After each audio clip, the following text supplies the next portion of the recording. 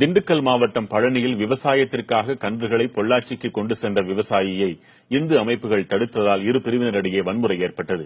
வன்முறையை அடுத்து காவலர்கள் தடியடி நடத்தி கூட்டத்தை கலைத்தனர்.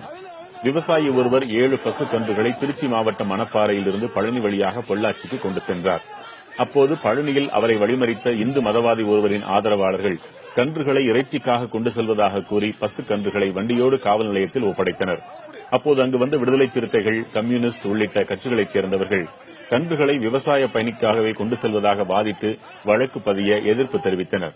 இதையடுத்து இரு பிரிவினரிடையே வாக்குவாதம் ஏற்பட்டு வன்முறையாக முற்றியது. இருதரப்பினரும் ஒருவர் மீது ஒருவர் கற்களை வீசி தாக்குதல் நடத்தினர். இதில் அங்கிருந்து அரசு பேருந்து ஒன்று சேதமடைந்தது. நிலைமை சீரடையாததால் காவல்துறையினர் தடியடி நடத்தி இரு பிரிவினரையும் கலைத்தனர்.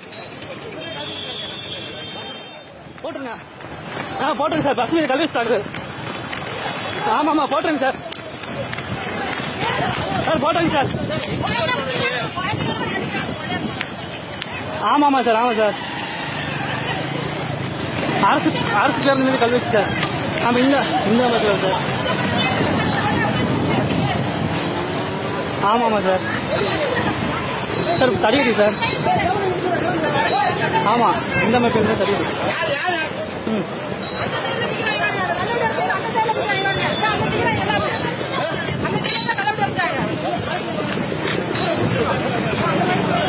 தடியடி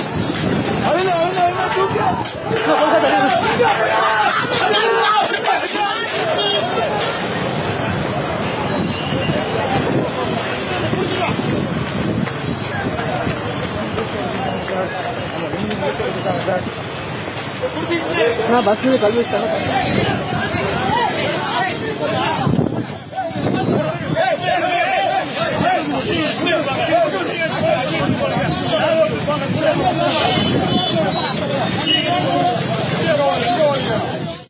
இந்த அமைப்பு இந்த பக்கம்